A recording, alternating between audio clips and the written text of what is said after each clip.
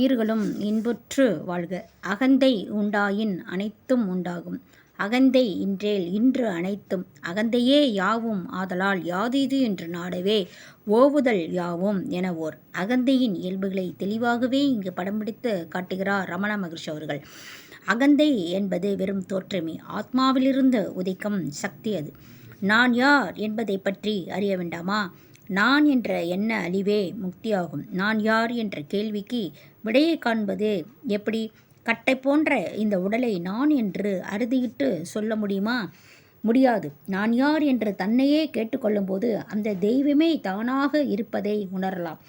அப்போது தியானம் செய்பவனும் தியானத்திற்கு உரியவனும் தானே என்பது புரிந்துவிடும். நான் என்கிற நினைவு எல்லளவும் இல்லாத இடமே தெய்வ நிலையாகும்.